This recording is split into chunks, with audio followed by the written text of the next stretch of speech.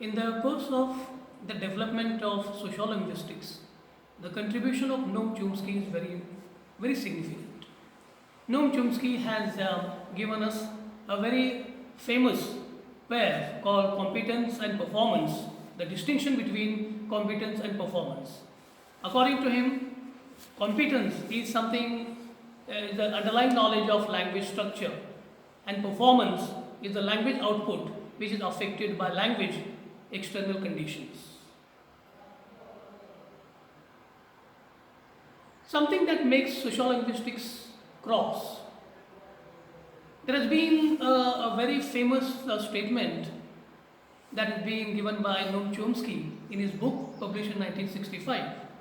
He says, linguistic theory is concerned primarily with an ideal speaker and listener in a completely homogeneous speech community who knows its language perfectly and is unaffected by such grammatically irrelevant conditions as memory invitations, distractions, shifts of attention and interest, and errors in applying his knowledge of the language in actual performance.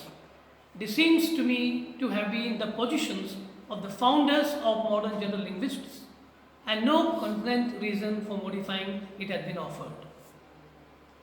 Let us think about something. Do all speakers share the same underlying knowledge of language?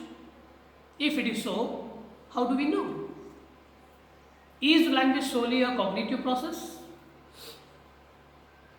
What do we use language to do?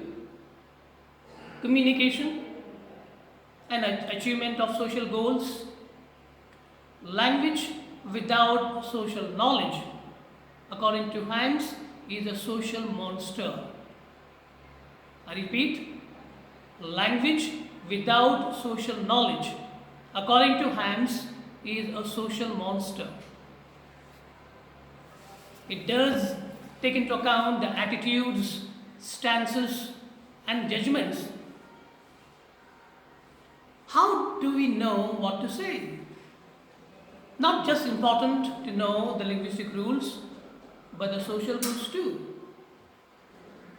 We need to know when is it appropriate to speak, who is able to speak, which speech forms are effective in getting what we want to do. Our sociolinguistics knowledge is structured on communicative competence. So what do sociolinguists want to do? They provide a socially realistic linguistics. To this, we must represent all the speakers, not rely upon speaker intuition. We need to be descriptive and prescriptive. This allows us to learn more about language. There have been some examples of socially realistic linguistics. One of them is developing the work of dialectologists to represent all sorts of social identities, social groups, and individuals. Region that encompasses social class, age, gender, social group. How do linguistic features, patterns, according to social groupings, is also known as variationist sociolinguistics or quantitative sociolinguistics. Anything else that is undertaken in the study of sociolinguistics? Yes. It does attempt to solve social problems involving language. To do this, we must think about the role of power in language. We need to look to language for evidence of social inequality. We need to examine social policy with respect to language. And this alone allows us to learn more about society. Examples of policy implications: sexism, racism in language. Does our language render women invisible? Dialect and education research in inequality.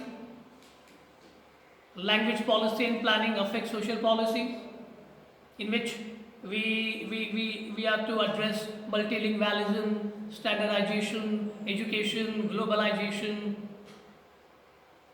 and there have been the structure of language variation. Variation of language is based on certain social factors. It's not a free variation. What is a free variation then? A free variation, whether or not one form or another form is used, is linguistically significant. If we to say, she were a good laugh, and if you say, she was a good laugh, either of which do we think is to be more appropriate? Sociolinguists believe in structured heterogeneity, social constraints, linguistic constraints. If we to concentrate on she were a good laugh, accordingly the social context is a social class. But linguistically, what type pronoun? Social constraint on language. We learn to speak in different ways because of our place in society. We differ in society in terms of social class, in terms of gender, in terms of ethnicity, age, region of origin. And language is indexical. It reflects our social memberships. It also helps to construct and define our social memberships. Then the question may come to our mind, are we all experts? We all have stories about our experience of language and its interaction with society. Sociolinguistics, is it a target for disparagement? Sociolinguistics is a systematic, scientific, rigorous as any other academic field. So friends, let us sum up whatever we have taken up to this point. Sociolinguistics is an interdisciplinary approach. It emerged from a particular stance towards formal linguistics. We shall focus on the branch of sociolinguistics that aims to provide a socially realistic linguistics. I would like to give you certain books for you to refer to. Hudson, Sociolinguistics, published by Cambridge in the year 1996. Mary Hoff Merriam, Introducing Sociolinguistics, Edinburgh. Trogill, Sociolinguistics, 4th edition, London, published by Penguin Books. Holmes, Janet, An Introduction to Sociolinguistics, published by Longman, London. Hans Dell, On Communicative Competence, Philadelphia, University of Pennsylvania Press.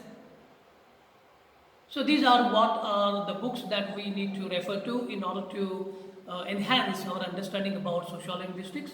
So I hope in this introductory lectures we have covered some of the basic tenets of sociolinguistics, and as we proceed on, we are just going to understand some more concepts in detail about sociolinguistics. So it's time to goodbye for a day, and with a promise that we'll meet tomorrow with the next with a new topic, with a new zest, with a new hope. But I hope that you be at home and just enjoy doing what you are doing. So God, just stay at home.